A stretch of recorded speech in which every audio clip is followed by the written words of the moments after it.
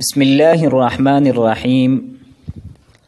د قرآن مشکل صیغې او داغې حل داغې په سلسله کې دا زمونږه 5م درس دی.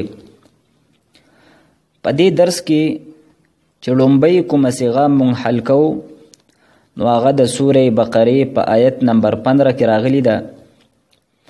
الله جل شانه فرمایي وَيَمُدُّهُمْ فِي طُغْيَانِهِمْ يَعْمَهُونَ. نو یمدو دا فعل له او دا هم دا د مفعولی به ضمیر دی. یمدو دا د باب نصوارا ینصرونا د واحد مذکر غایب فعل مضارع معلوم صیغه ده او دا په 7 اقسام کې مضاف دی ځکه چې په دې کې 2 حروف د یو جنس راغلي دي. دا صیغه په اصل کې یم دودو ده. یم دودو بروزن یفعلو همچو ینصرو. په دې کې ادغام المتجانسین قانون جاری شوی دی او د هغې قانون حاصل او خلاصه دا ده چې کله 2 حروف د یو جنس جمع شي او تدینا مخکې حرف هغه ساکن وي نو تدغه کم متجانسین او یو شانتی حروف دي نو په دغه کې د لومبي حرف حرکت دا به مونږه مخکې حرف لا ورکو او بیا به مونږه په دغه متجانسینو کې ادغام کو. نو د یم دودو د لومبي دال حرکت مونږه میم لورکو او بیا په دې یو دال هغه په بل دال کې مدغم کو نو د یم دودونه یمدو جوړ شو. دویمه صیغه ده اشترو او دا د سورې بقرې په آیت نمبر 16 کې راغلی ده. الله جل شانه فرمایي أولئك الذين اشتروا الضلالة بالهدى فما ربحت تجارتهم. اشتروا دا د باب افتعالنا د جمع مذکر غایب فعل ماضی معلوم صیغه ده او دا په 7 اقسام کې ناقصی یایی ده. اشترا، اشترایا، اشترو او دا په اصل کې اشتریو.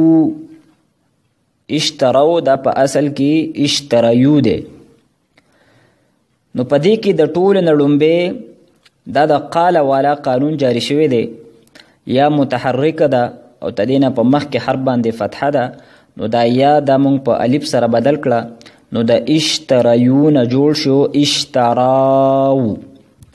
اوس د الف او د واو په منځ کې التقاء د ساکنینو رااله او په دې کې لومبۍ مده ده یعنی الف مده ده نو دغه الف مونږ وغورځاو نو د اشتراونا اشترو جوړ شو. اوس دا لفظ دا په قرآن کې تړلی شوی دی د بل حرف سره. اولئک الذین اشتروا الضلالة نو صیغه خو په اصل کې اشترو ده نو دا بیا تړلی شوی ده د الضلالة سره. نو اوس دلته د واو او د ضاد په منځ کې التقاء د ساکنینو رااله نو اوس دیتا لتدعون والا قانون متوجه شو او د هغې قانون خلاصه دا ده چې کله 2 ساکنین جمع شي او په دغې ساکنینو کې لومبی واو وي لیکن دغه واو مده نه وي بلکې غیر مده وي ځکه که چیرې واو مده وي نو دغه واو دا به حذف کیږي. نو که واوی غیر مده وه نو دغې واو له به مونږه د ضمې حرکت ورکو او واو مده هغې ته ویلی کیږي چې د واو ساکن نه په مخکې حرف باندې پیش وي او واو غیر مده هغې ته ویلی کیږي چې د واو نه مخکې زبر وي یا بل څه حرکت وي. نو د اشترو نه جوړ شو اشترو الضلالة.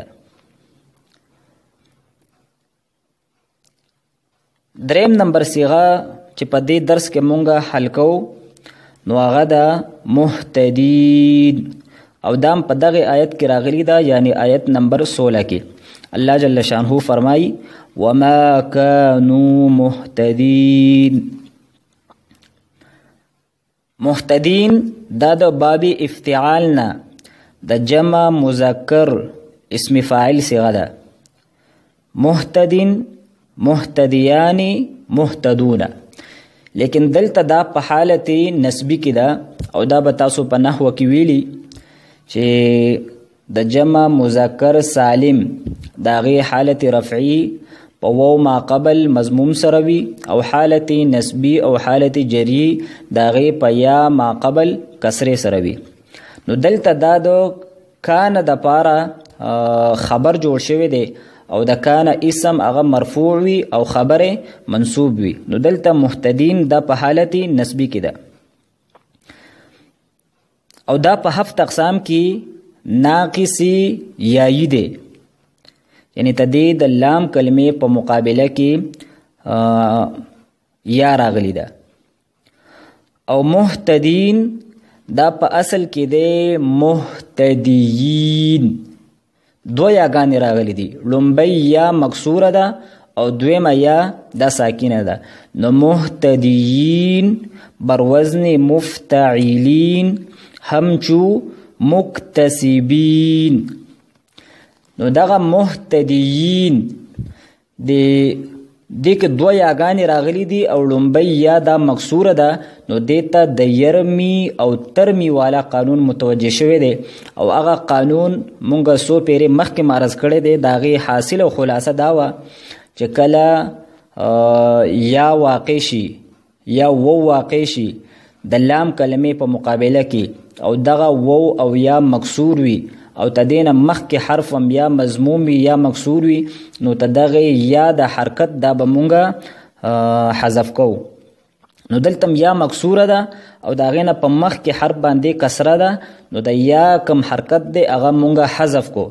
نو چې کله مونږ د یا حرکت حذف کو نو د دوو یاګانو په منځ کې التقا د ساکنینو راله او چې کله التقا د ساکنینو راشي او په هغې کې لومبی مده وي نو دغه مده دا به مونږه حذف کوو.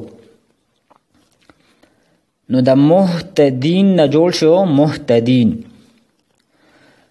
په دې درس کې چې کومه اخرنۍ صيغه مونږه هغه ذکر کوو نو هغه د اضاءت فلما اضاءت ما حوله ذهب الله بنورهم. اضاءت دا د باب افعالنا د واحد مؤنث غایب فعل ماضی معلوم صيغه ده او دا په 7 اقسام کې اجوف واویم دی او تدې سره سره دا محموز اللام دی، یعنی اضاء دا د هغې بابونو نه دی کوم ابوابو ته چې مرکبات ویل کېږي، یعنی په هغې کې د 7 اقسام نه 2 قسمونه هغه پکې جمع شوي وي. ځکه چې دا صيغه په اصل کې دا از و ات.